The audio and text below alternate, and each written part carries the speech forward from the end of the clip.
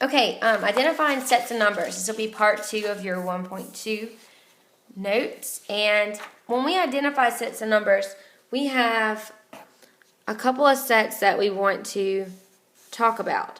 And our first set of numbers that we want to talk about is the natural numbers. And the natural numbers are like your counting numbers. When you count, think about hide and go seek. You start with 1, 2, 3, 4, and you go on forever to infinity and beyond.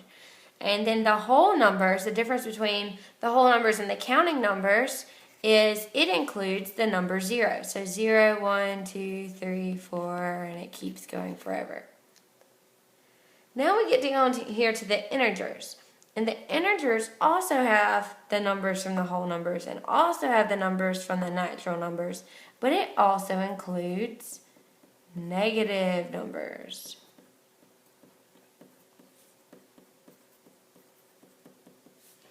So notice right now that I have built this set is in this set and this set is in that set. And the only difference between the natural numbers and the whole numbers is the whole numbers have 0, where natural numbers do not. The difference between the integer set and the whole number set is the integers have negative numbers, where the whole numbers do not. So even though we're building on these sets, the set after it has something that the previous set did not have.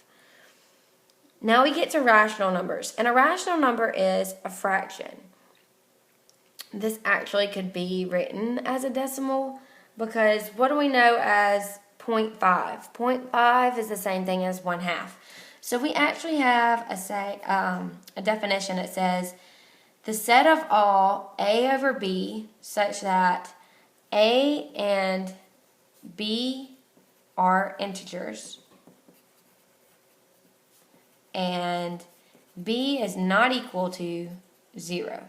Now the reason why we put B is not equal to 0 is because you do not want undefined fractions. So I'm going to give you just some examples of rational numbers. And I said 1/2. It can be negative 0.34.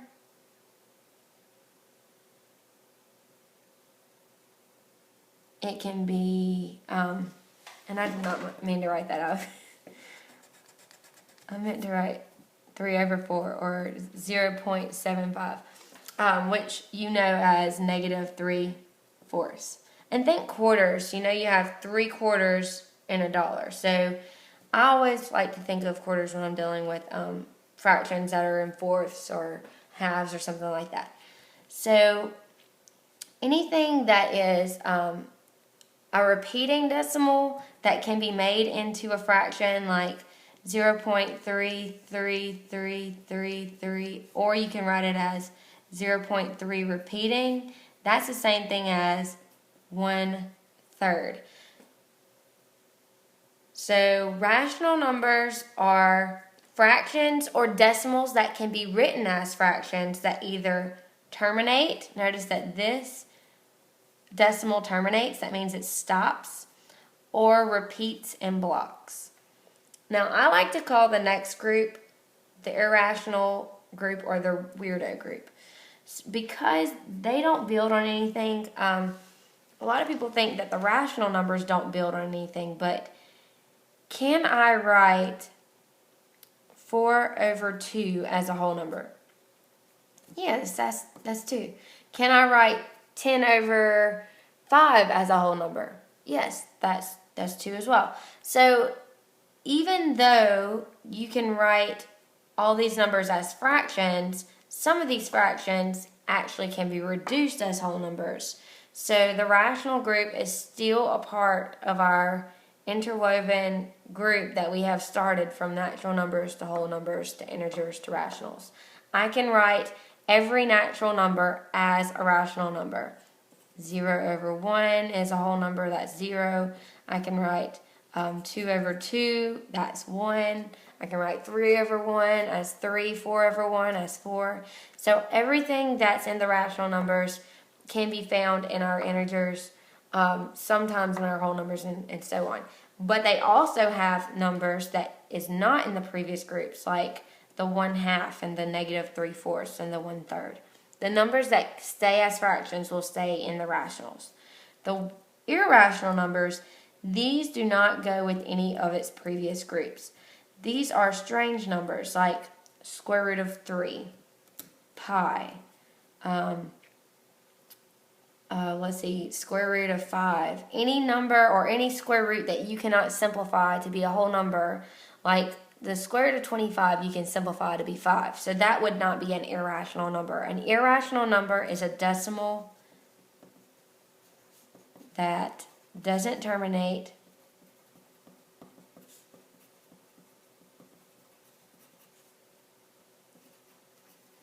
and does not repeat in blocks. The definition for irrational number is actually not a rational number. So I don't actually like that definition because it doesn't tell you anything. So I don't ever put that down.